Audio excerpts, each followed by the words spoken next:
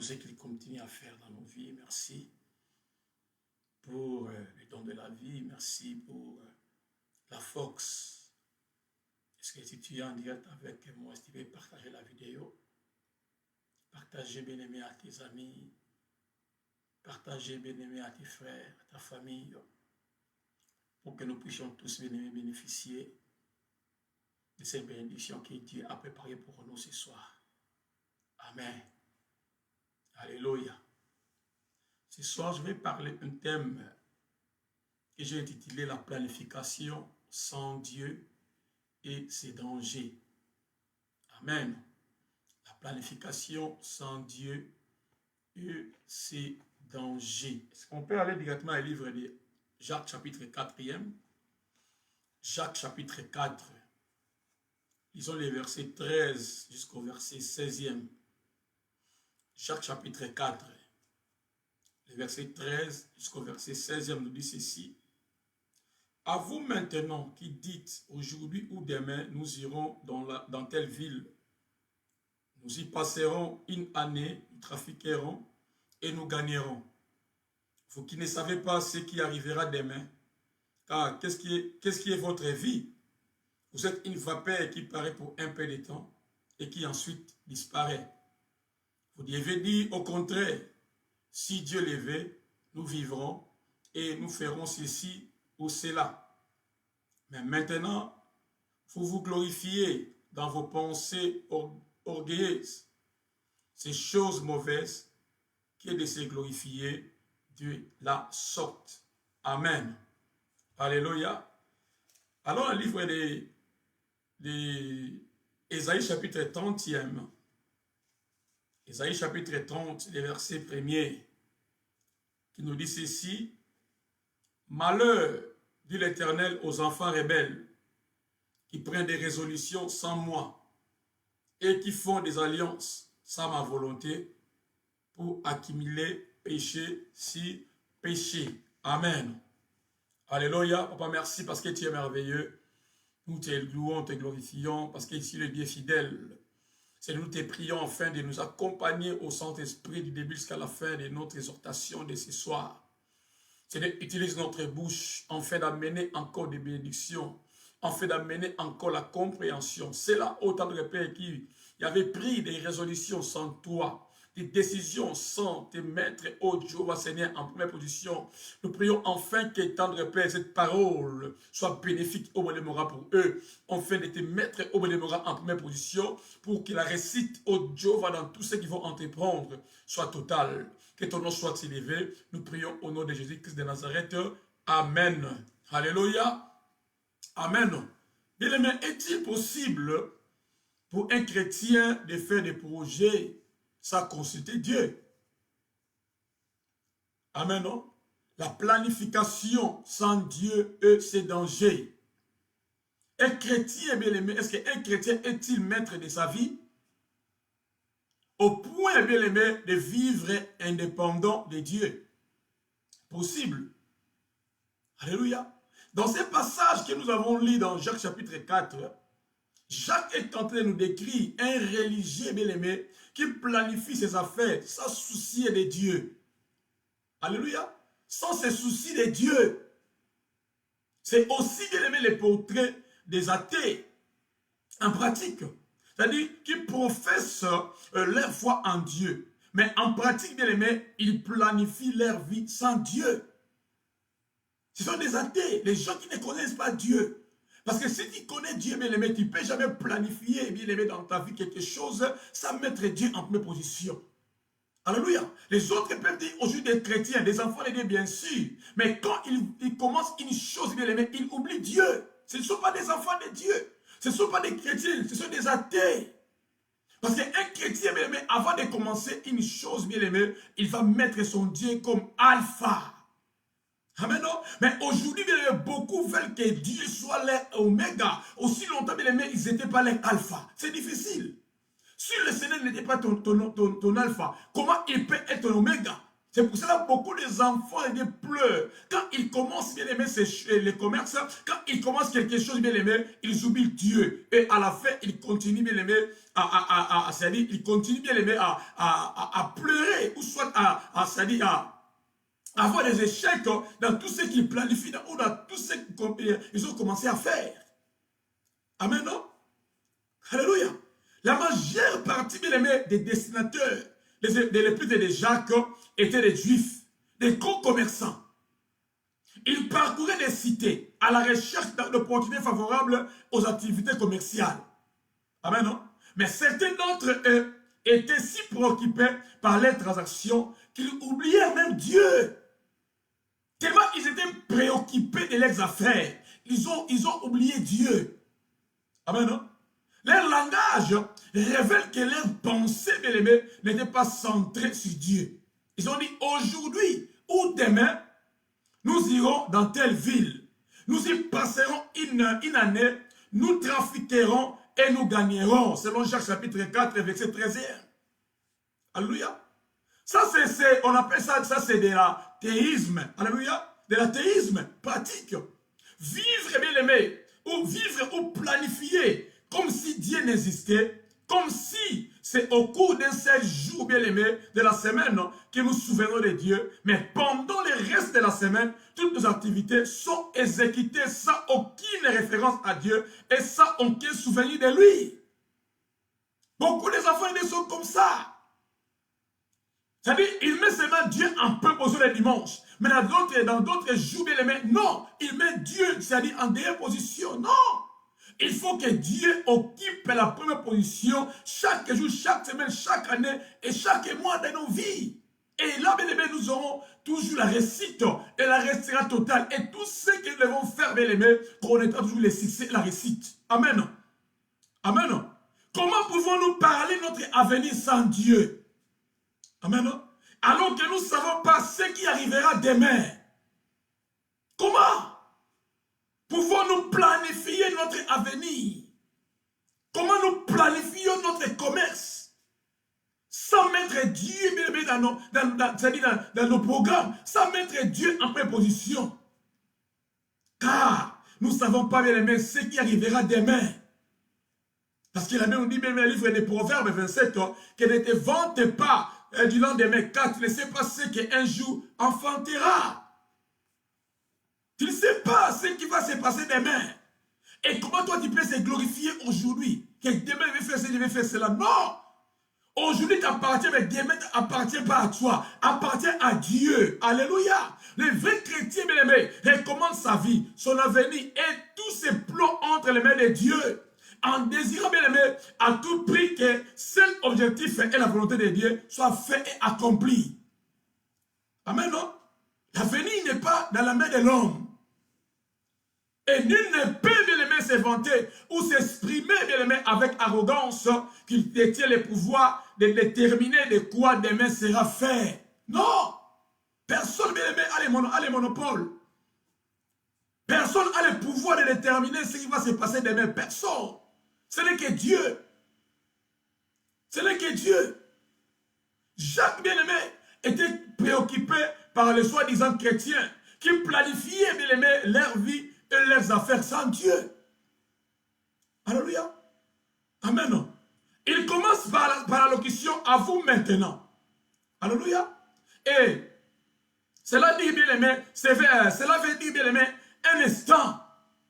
Prêtez l'oreille. Méditez ce qui suit. Planifier, bien aimé, n'était pas mauvais en soi. Mais leurs erreurs consistaient à planifier sans Dieu. Planifier, ce n'est pas mauvais. Mais quand tu planifies et tu mets Dieu à côté, bien aimé, c'est ça, bien aimé, ça devient mauvais. Il faut toujours planifier. Mais en planifiant, mettons Dieu, bien aimé, au début de tout ce que nous planifions. De tout ce que nous voulons commencer. Mais ces commerçants ici, ces Dieu ici, bien aimé, quand ils planifiaient, quand ils voulaient aller, quand ils voulaient même faire des commerces, ils mettaient Dieu à côté. Alléluia. Oh, ils étaient des chrétiens, ils étaient des gens qui connaissaient Dieu. Mais quand ils planifiaient, et quand, bien aimé, ils voulaient faire des commerces ou des affaires, ils mettaient Dieu à côté. Mais j'ai pris au nom de Jésus, afin que cela ne soit pas ta portion. À toi, bien aimé, tu planifies les affaires. Tu planifies une chose et quelconque. Il ne faut jamais mettre Dieu à côté pour que, bien aimé, ta réussite soit totale. Amen. Alléluia. Les mots de bien-aimés de planification contenaient 5 éléments que j'ai énumérés ici. D'abord, ils choisissaient leur propre temps. Ils ont dit aujourd'hui ou demain. Et 2, ils ciblaient bien-aimés le lieu de leurs affaires. Ils ont dit dans telle ou telle ville. Et 3, ils déterminaient la durée. Ils ont dit nous y passerons une année. Et 4, ils choisissaient l'entreprise. Ils ont dit nous trafiquerons. Nous allons acheter et aller vendre. Et 5e, ils fixaient l'objectif. Ils ont dit nous gagnerons. Ça veut dire que nous devons faire des bénéfices. Mais les procédés, alors ou bien les procédures de planification étaient correctes. Mais la folie, bien aimé, ou leur folie, bien aimé, était d'avoir mis Dieu de côté. Ils avaient pleinement raison de planifier tout ce qu'ils ont dit, bien sûr. Mais leur folie, bien aimé, était de mettre Dieu de côté. C'est mauvais. Évitons, bien aimé, des planifications et des planifications insensées, des planifications sans Dieu. Commencez par la prière, établir un plan, choisissez l'emplacement, évaluez les progrès, calculez les bénéfices, concluez tout par la prière. Alléluia. Et nous allons voir, bien aimé, les bénéfices et nous allons voir la réussite de tout ce que nous avons commencé. Amen. Alléluia. Amen. Alléluia. Mais ces gens ici, ils s'est vanté à propos de lendemain incertain et de la breveté de la vie. Amen. Alléluia. Ils ont dit aujourd'hui ou demain d'aller dans telle ville avec une assurance absolue en disant nous y passerons une année. C'est-à-dire avec une précision infaillible, alléluia, relative à trafiquer et gagner, avec une certitude sans faille. C'est bien d'avoir cette certitude, alléluia, de faire des décisions pareilles, c'était bien, mais c'était mauvais, bien aimé, c'est-à-dire de mettre Dieu à côté. Alléluia.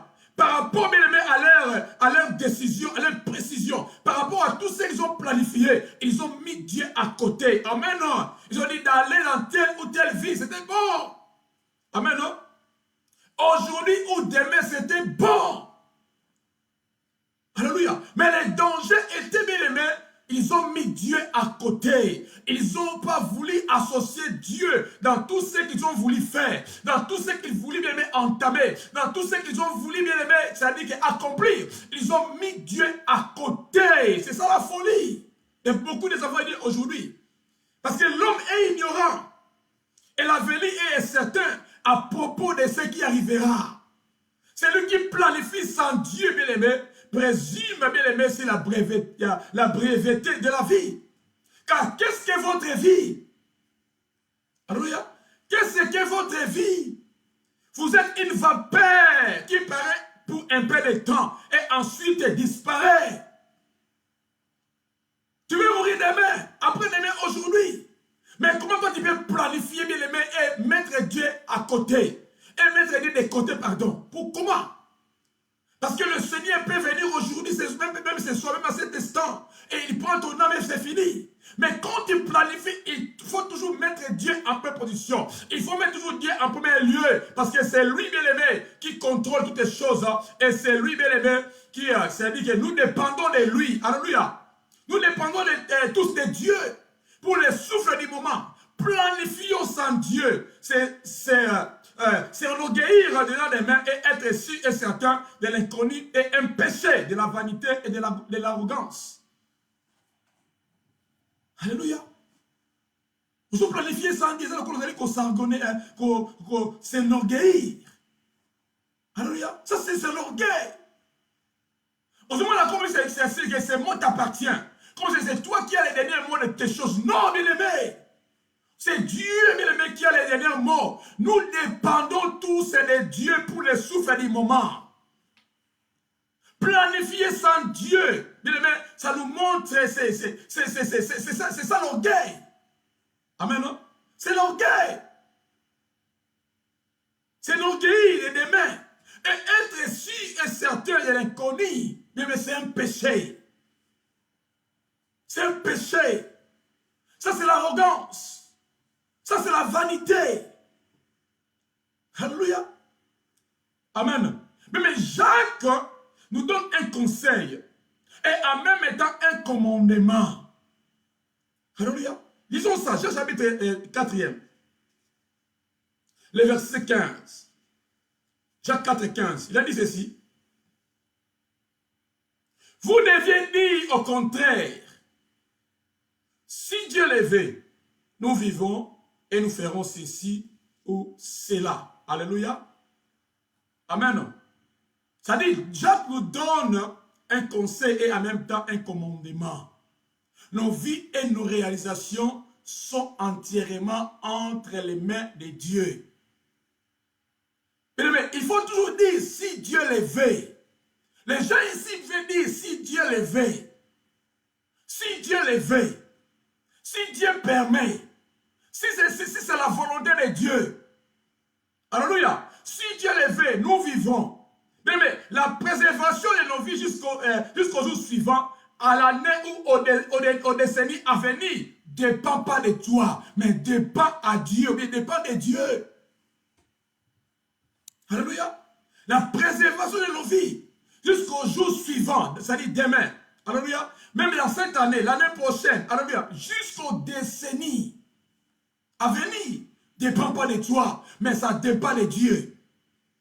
Planifier ce que nous devons faire et comment faire usage de la vie que Dieu nous a gracieusement donné, doit être fait, bien aimé, en ayant Dieu en vie. Si Dieu le veut, nous faisons ceci ou cela. Si Dieu le veut, nous ferons ceci ou cela. Si Dieu le veut, nous devons aller dans cette ville. Si Dieu le veut, nous gagnerons. Si Dieu le veut, je vais commencer. Si Dieu le veut, l'année prochaine, je vais aller dans mon pays. Si Dieu le veut, ceci ou cela. Si Dieu le veut, mes enfants vont aller à l'école. Si Dieu le veut, l'année prochaine sera meilleure. Si Dieu le veut, si Dieu le veut, si Dieu le veut. Mais ne dis pas, bien aimé, que comme les gens ici, alléluia, les Juifs qui étaient des enfants de Dieu, mais des athées, qui connaissaient Dieu, mais ils faisaient des choses de leur propre force. Oh, au lieu de, ils ne connaissaient pas le lendemain. Ils ne savaient pas que quelque chose peut arriver demain. Mais si tu dis qu'ici, si Dieu le fait, parce que c'est lui qui est le maître des temps et des circonstances. Tout peut basculer aujourd'hui. Tout peut basculer demain. Alléluia. C'est pour cela, à tout moment, disons, étant que les enfants de Dieu, que si Dieu le veut, je vais faire ceci ou cela. Amen. Alléluia.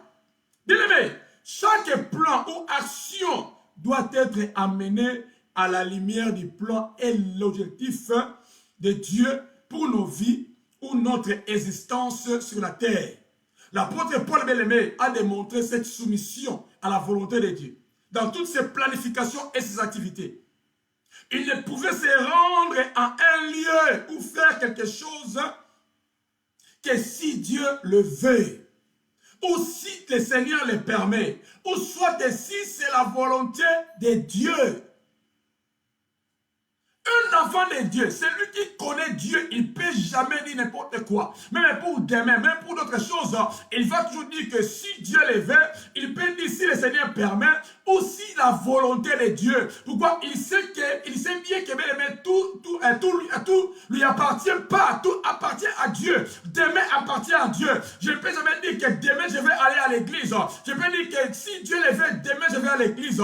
Si c'est la volonté de Dieu, demain je vais à l'église. Si Dieu permet, demain je vais aller à l'église. C'est ça qui est important pour nous les enfants de Dieu. Parce que les vrais croyants, bien-aimés, ne se réfèrent pas seulement à la volonté de Dieu, mais ils ont une véritable préférence pour la volonté de Dieu. Nous aussi, bien-aimés, tant qu'enfants de Dieu, nous devons nous soumettre à la volonté de Dieu, afin que tous les détails de nos vies, de nos projets de commerce, de notre ambition personnelle, nos objectifs dans les domaines des études et de nos résolutions, bien-aimés, en famille, soient soumis à la volonté suprême et ultime de Dieu. Selon Ésaïe 30, le verset 1er, qui nous dit « Malheur de l'Éternel aux enfants rebelles ». C'est-à-dire, les gens, bien-aimés, qui prennent les résolutions sans Dieu, ce sont des rebelles. Amen. Quand ça dit que tu formes des projets, alléluia, tu es formé des projets, mais tu mets Dieu à côté. Et tant qu'un enfant de Dieu, tu es un rebelle. C'est la Bible qui nous dit, malheur, bien-aimé, dit l'Éternel aux enfants rebelles qui prennent des résolutions sans moi, qui font des alliances sans ma volonté pour accumuler péché et péché. Et nous faisons des alliances. Nous faisons, ça dit que même des connaissances, des relations. Amen. Sans demander Dieu. Mais tout ce que nous devons faire dans nos vies, tout ce que nous devons entreprendre, même avoir des amis bien-aimés, il faut toujours demander à Dieu. Faisons cela sous sa volonté. Faisons cela sous sa permission, bien-aimés. Et nous allons voir la réussite dans tout ce que nous devons faire. Amen. Alléluia. Amen. Regardez l'exemple de Jésus. Lorsqu'il est venu dans ce monde. Lorsqu'il est venu dans ce monde. Lisons cela, Hébreux chapitre 10. Hébreux 10. Hébreux 10, verset 5 jusqu'au verset 7e. Nous dit ceci. C'est pourquoi Christ entrant dans le monde dit, tu n'as voulu ni sacrifice ni offrande, mais tu m'as formé un corps. Tu n'as gagné ni holocauste ni sacrifice pour le péché. Alors j'ai dit, voici je viens. Dans les rouleaux du livre, il est question de moi pour faire, ô Dieu, ta volonté. Amen. Même Christ était venu, n'est pas pour faire sa volonté, non, mais pour faire la volonté du Père. Pour faire la volonté du Père. Tout ce que Christ faisait, ce n'était pas par rapport à sa propre volonté, mais c'était la volonté de celui qui lui avait envoyé. Bien aimé, lui était venu il est venu dans une mission. C'est pour cela qu'il obéissait, bien aimé, à tout ordre de celui qui lui avait envoyé. Nous aussi, bien aimé, nous sommes envoyés, bien aimé, dans une mission. Nous sommes appelés, bien aimé, à obéir, bien aimé, à celui qui nous a envoyés, c'est Dieu. Obéissons. Obéissons-nous, bien aimé. Dans son exemple de prière, Jésus nous enseigne de demander selon la volonté de Dieu, selon la volonté du Père. Matthieu 6 et 10, il a dit que ta volonté soit faite sur la terre comme au ciel. Il ne demandait jamais sa volonté, malgré qu'il était Dieu, mais il demandait seulement la volonté du Père. Amen. Non? Jésus a montré l'exemple des jardins de Gethsemane. Matthieu 26, verset 42, il dit, s'éloigna une seconde fois et prit ainsi, mon Père, s'il n'est pas possible que cette coupe s'éloigne sans que je la boive, que ta volonté soit faite. Écoutez bien, c'est très important. Ça dit que c'était difficile. Il a dit que c'était un moment des difficultés, de la souffrance, de la peine. Il a dit à Dieu d'enlever cette coupe, d'enlever cette peine, d'enlever cette souffrance. Mais il a dit, mais si c'est ta volonté, fais cela. Mais seulement tellement c'était la volonté de Dieu. Dieu n'avait pas voulu enlever. C'est ça de que nous devons commencer à dire à Dieu. Papa, si c'est ta volonté, accomplis cela. Amen. Si ce n'est pas ta volonté, enlève. Mais même si tu fais les mauvais rêves, dis seulement à Dieu, si ta volonté, accomplis. Mais si ce n'est pas ta volonté, Seigneur, enlève cela. Enlève cela. C'est ça, bien aimé, ça doit être notre préoccupation. Associons Dieu dans tout ce que nous faisons. Amen. Ne mettons pas Dieu à côté. Même quand nous disons, nous planifions, disons toujours que si c'est la volonté de Dieu. Amen. Disons toujours si c'est la volonté de Dieu. Si Dieu le permet, si Dieu le veut, c'est ça, bien aimé, qui doit être nos mots, bien aimé, dans nos bouches. Et tant que les enfants de Dieu, c'est-à-dire qu'il y a un mot de reconnaissance, que nous reconnaissons que Dieu est au début et à la fin de tout ce que nous commençons, mais nous voulons faire. Nous voulons accomplir. Amen. Non? Paul, bien-aimé, avait fait le projet et explique qu'il n'a pas en lui-même le pouvoir de décider. Tu regardes dans Actes chapitre 18, 22, tu verras ça. Romains 15, 32, tu verras ça. Apôtre Paul faisait rien en lui-même. Tous les lui, bien-aimé, étaient basés par Dieu. C'est pour cela, bien-aimé, il réussissait dans tout ce qu'il faisait. Dans tout ce qu'il faisait, apôtre Paul réussissait. Pourquoi? Parce que Parce que, bien aimé, tout ce qu'il faisait, il faisait rien de lui-même. Mais tout de lui était basé, bien aimé, par Dieu. Dieu était aux premières positions de tout ce qu'il faisait. Tout ce qu'il faisait. Il disait toujours, si Dieu le veut, ou si le Seigneur le permet, ou si c'est la volonté de Dieu. Former des projets, bien aimés, sans inclure Dieu, provient d'un cœur orgueilleux. Jacques a dit cela dans Jean chapitre 4, verset 16. Vient des gens qui ont des cœurs orgueilleux. Vient des gens qui sont des rebelles.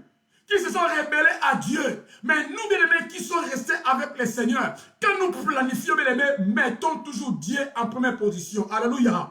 Mettons toujours Dieu en première position. Ne dis plus jamais, bien-aimé, que je vais aller demain à Selembao. Je vais demain aller à Texas. Je vais demain aller où ceci ou cela. Non. Dis toujours, bien-aimé, que si le Seigneur permet, demain je vais aller ceci ou je vais aller cela. Je vais demain faire ceci ou je vais faire cela. Si c'est la volonté de Dieu, si le Seigneur permet, amen, non, je vais voyager. Si le Seigneur veut, je vais aller voir mon frère. Si le Seigneur fait ceci, je vais prendre mon passeport. C'est ça, bien aimé, ça doit être dans nos bouches. Amen. Non. Ne soyez pas comme, bien aimé, ces juifs ici, commerçants, qui avaient oublié Dieu, malgré qu'ils étaient des enfants de Dieu. Mais ils ont oublié Dieu. Que le Seigneur nous assiste. Que le Seigneur nous assiste. Que le Seigneur nous assiste, bien aimé. Dans le projet que nous faisons, bien aimé, mettons Dieu en première position. Commencez à prier à Dieu. Dis à Dieu de nous pardonner. Même si tu avais commencé un projet, bien aimé, et tu avais mis Dieu à côté, dis Seigneur, pardonne-moi. Si tu n'avais pas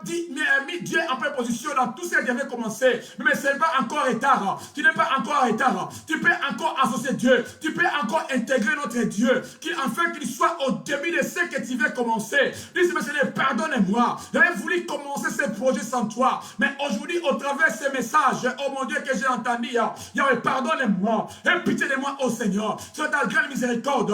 Pardonne-moi, oh tendre Père Seigneur. J'ai voulu, oh mon Dieu, mon Seigneur, commencer cette œuvre. J'ai voulu commencer, mon Dieu, ce projet, oh tendre Père Seigneur, sans toi. Mais aujourd'hui, comme j'ai écouté ce message, j'ai écouté, oh mon Dieu, cette prédication, oh Seigneur. Aie pitié de moi, oh tendre Père Seigneur. Et aide-moi, oh Jéhovah, afin de te mettre toujours en préposition de tout ce que je peux faire. Fais-moi grâce, oh tendre Père Seigneur. Fais-moi grâce, oh Yahweh. De moi-même, je ne peux pas. Mais fais-moi grâce, oh Jéhovah, afin d'obéir, oh mon Dieu, à toi. Je ne veux plus être rebelle à toi, Seigneur. Je ne veux plus être orgueilleux, Jéhovah. Car les gens qui planifient sans Dieu, ce sont, mon Dieu, des rebelles.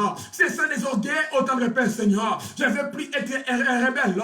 Je ne veux plus être orgueilleux, oh mon Dieu. Fais-moi grâce, oh tendre Père Seigneur, afin d'obéir à toi. Fais-moi grâce, oh Jéhovah, afin de te suivre, oh tendre Père. Je sois comme l'apôtre Paul, je sois comme l'apôtre Paul, je sois comme l'apôtre Paul, qui disait toujours, oh tendre Père Seigneur, si Dieu le veut, si le Seigneur le permet, si c'est la volonté de Dieu, papa, que ça soit dans ma bouche, oh tendre Père Seigneur, parce que moi je ne connais pas les lendemains, je ne connais pas l'avenir, je ne connais pas la fin de l'année, Seigneur, mais si c'est la volonté de Dieu, Seigneur, si le Seigneur le permet, oh tendre Père Seigneur, si, oh Jéhovah, Seigneur, le Seigneur veut, je vais y arriver, oh tendre Père Seigneur, et que cela soit notre prière, et que cela soit dans notre vouloir, et cela soit, oh mon Dieu, c'est notre portion, au nom de Jésus, oh tendre Père Seigneur, nous voulons t'obéir, oh tendre Père, nous voulons te soumettre à toi, oh Yahweh, tout ce que nous voulons faire, oh Jéhovah, te demandons que toi tu sois au début, Yahweh, nous voulons que tu sois notre alpha, et que tu sois notre oméga, afin que nous puissions réussir dans tout ce que nous devons entreprendre, soit s'élever et soit glorifié. Nous voulons, oh Yahweh, que tu fasses encore des miracles, que tu fasses encore des choses extraordinaires, que tu n'as jamais fait autant de paix, Seigneur. Le Dieu qui appelle les choses et qui ne sait pas l'existence, fais quelque chose dans nos vies, autant de paix, Seigneur. Accomplis ta volonté, Jéhovah. Accomplis ta volonté, oh Yahweh. Accomplis ta volonté, oh Seigneur. Nous ne voulons pas faire les choses de nous-mêmes. Nous ne voulons pas, oh mon Dieu, faire les choses de notre propre volonté, Seigneur. Mais nous voulons faire selon ta volonté, oh Yahweh. Parce que c'est toi qui es le maître des souffles, oh tendre Père. C'est toi qui es le maître de notre souffle. C'est toi qui es le maître des temps et des circonstances. C'est toi qui connais les lendemains. C'est toi qui connais la fin de l'année. C'est toi qui connais la fin de cette semaine. C'est toi qui connais même la semaine prochaine, oh mon Dieu. Comment ça va être, oh tendre Père, Seigneur. Nous abandonnons toutes les choses entre les saintes mains. Tu es le Dieu merveilleux. Tu es le Dieu miséricordieux, le Dieu gracieux, au temps de Père Seigneur. Sois élevé ce soir et sois glorifié, Papa. J'ai pris, oh Jéhovah, pour la grâce de Dieu, Seigneur, de se reposer dans la vie de tout chacun, oh Jéhovah. Que la grâce de Dieu, au temps de Père Seigneur, soit sur nous, oh Yahweh. Tous ceux qui planifiaient sans Dieu, tous ceux qui planifiaient sans Dieu, au temps de Père Seigneur, nous prions au temps de Père, enfin d'avoir miséricorde d'eux, enfin de les pardonner au temps de Père Seigneur, et d'intégrer Dieu maintenant dans tout ce que nous devons encore dépendre. Sois élevé et sois glorifié. Sois élevé et sois glorifié. Sois magnifié, glorifié au temps de Père Seigneur. Le Dieu qui ne mange jamais. Le Dieu qui accomplit au temps de Père Seigneur les œuvres. Le Dieu, oh mon Dieu, Jéhovah Seigneur, qui dit une chose et la chose se réalise. Le Dieu des œuvres achevées au temps de Père Seigneur, qui est parmi toi au temps de Père Seigneur. Tu es parmi les dieux au temps de Père Seigneur. Tu es magnifique en sainteté. Toi, tu es dit des louanges. C'est toi qui opères des miracles au temps de Père Seigneur. Je te loue ce soir. Je te magnifie, oh Jéhovah. Et je te lève ton nom au-dessus de d'autres dieux. Tu es l'incomparable Dieu. Tu es l'insondable Dieu. Tu es l'immesurable Dieu, Papa. Sois élevé à jamais et en éternité. Béni sois-tu au temps de Père. Dans le nom puissant et précieux de Jésus. Merci Yahweh pour tout ce que tu veux accomplir. Tout ce que tu nous as donné encore ce soir. Que ton sang nous couvre. Merci pour la fin de cette semaine. J'ai béni toute personne dans le nom de Jésus. Nous t'avons ainsi prié. Et nous disons tous Amen. Et que Dieu vous bénisse. Bye bye, bye bye, bye bye, bye bye.